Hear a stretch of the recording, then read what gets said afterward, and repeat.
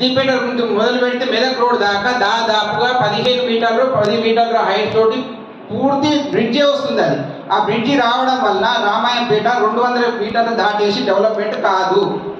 మేము ఇల్లు కట్టుకోవాలంటే కూడా కట్టుకోలేము.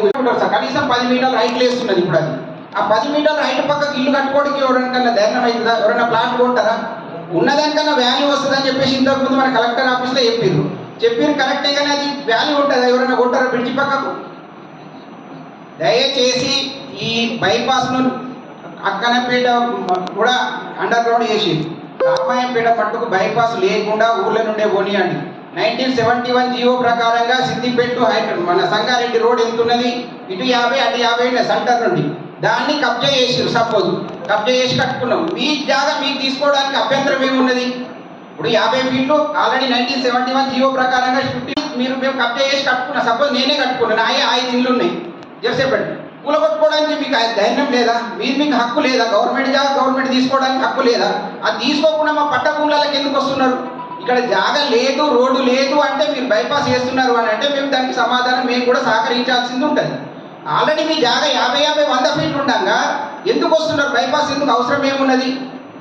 అది లక్షల కోట్లు పెట్టి తీసుకున్నారు ఒక్కొక్కరు ప్లాట్ అంతా.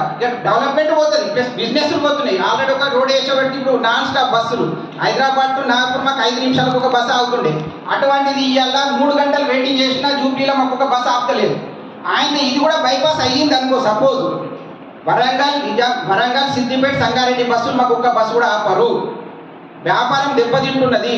మొత్తం ఒక ఏది తండాలాగా తయారైపోయింది. ఒకప్పుడు మాది పెద్ద హిస్టరీ, తెలంగాణలోనే హిస్టరీ. అటువంటిది ఇలా మాది ఒక మారుమూల తండాలుగా తయారైపోయింది. కారణం ఏది? రోడ్లన్నీ ఊరవతలకి వెళ్ళిపోయి 1 కిలోమీటర్ తీయండి, లేదంటే 2 కిలోమీటర్ల డిస్టెన్స్ నుంచి తీయండి. 200 మీటర్లు ఉన్నదా సార్? భారతదేశంలో చూపెట్టండి ఎక్కడన్నా. బస్ స్టాండ్ నుంచి రెడ్ పాస్ ఉందా ఎక్కడన్నా? 200 మీటర్ల బైపాస్ తీసిరు ఎవరన్నా? మాది దాదాపుగా ఒక 100 ప్లాట్ల పైన ఉంటాయి సార్.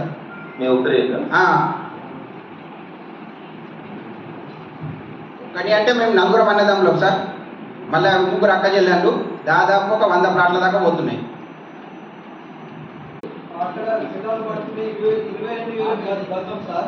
22,000 గజం 14 గుంటల భూమి పోతుంది సార్. మాకు మేము చెప్పినాం, ఎంఆర్ఓ గారికి, ఇంతకుముందు ఆడియో గారికి అందరికీ చెప్పినాం. మేము 2001 నుంచే ఫైట్ చేస్తున్నాం సార్. ఎంత పోతుంది? 14 గుంటలు పోతుంది సార్.